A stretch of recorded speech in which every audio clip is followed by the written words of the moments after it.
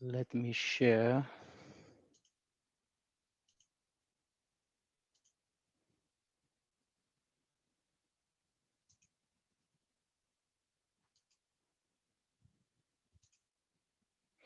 Hope you can see my presentation.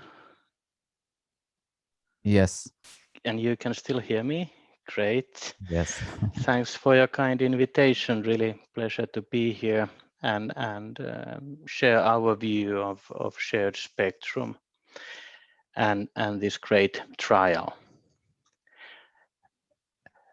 It's roughly 100 years of interference avoidance in our business. And now we clearly see the trend that it's from one to many. 100 years ago, there was one transmitter eating all the radio resources.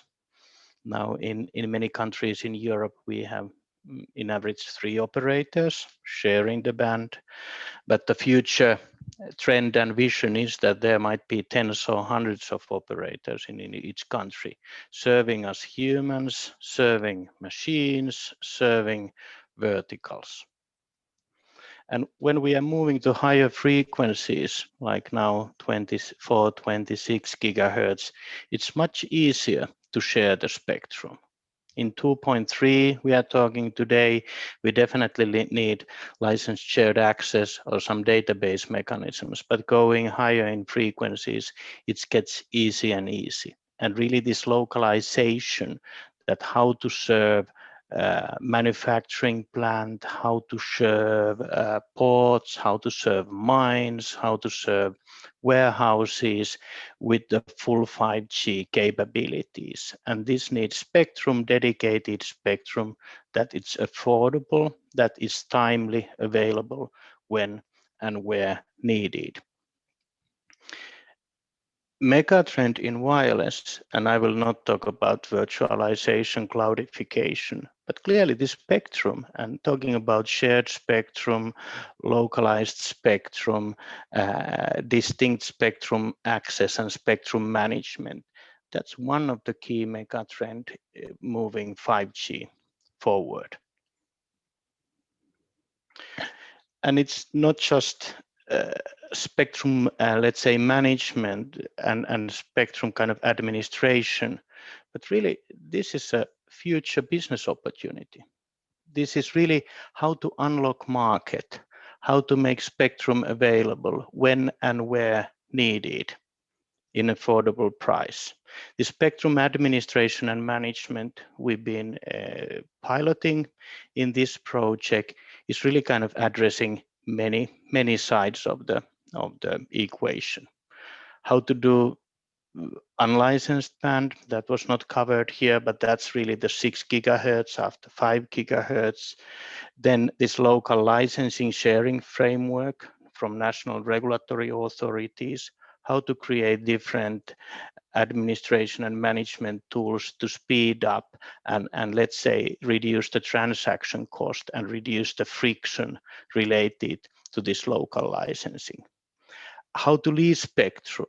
Now the transaction cost is high, friction is high, and it's basically unpractical to lease spectrum from established incumbent mobile network operators. But with tools and automation, future AI, ML, this will come in a kind of feasible and sound approach. And then looking what's happening in US, that it's not just kind of enabling the spectrum access, but as well creating a marketplace, a kind of platform that actively bridge and match need and resources, supply and demand, like platform economies do. Local licensing is happening globally.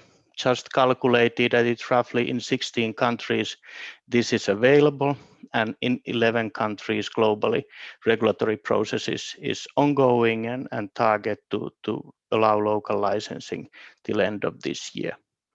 US, Germany, UK, Japan, and of course my home country Finland, we have now 2 bands available for local licensing in affordable cost, timely when business needed. On the other hand, managed spectrum sharing. US CPRS is the only one commercially just gone to market, first with administrative authorization and now with priority access licensing and the marketplace later this year. 6G automated frequency control in US, and then there are several countries, and sorry to say, kind of niche TV white space is available. And now it's a question, what's the future of LSA in Europe? We started LSA work roughly at the same time than US colleagues start CPRS, and they are commercial, and we are still in proof of concept and piloting in Europe. But there are kind of good initiatives like this in Portugal. UK colleagues will tell their views as well.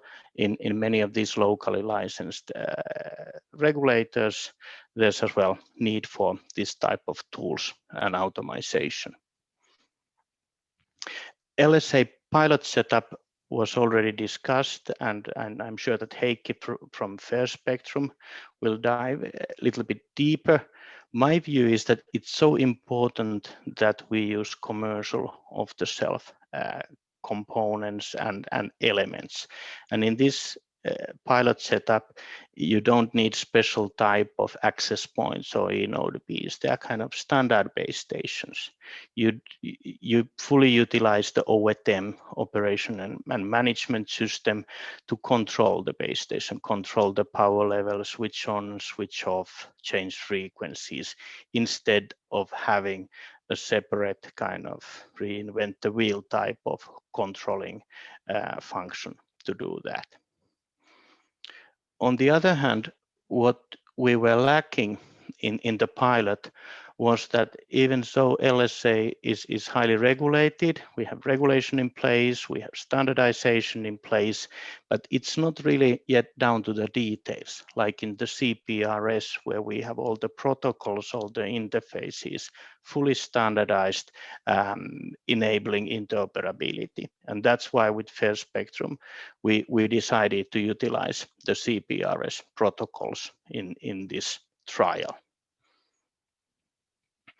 So as said, our role was an eNodeB and OEM, and this was already discussed how this works, but really once again utilizing the protocols from CPRS and then make it simple for the European let's say problem to solve. We do not have Navy radars here, we have PMSC, we have kind of mobile network operators, which simplifies the equation. Time is running, so time to wrap up. I think first of all, important to harmonize regulation and standardization and really use the commercial assets and capabilities to achieve this kind of scalability, scale effect, achieve replicability across different European countries as well as globally, and have a kind of sustainable economic path for the solution. And this is really the beauty of this LSA, let's say, concept, is that it improves the propagation model method that it's normally used. And it's used as well in the US CPRS. And you have to have a huge safety margins here. And still you have this challenge, not exactly knowing the kind of situational awareness. Where's the incumbent? Where's the interference is about to happen? We found the sensing secondary signal at the receiver location. It's accurate and cost efficient way of doing. And I think with consortium partners, we were able to prove that this solution works.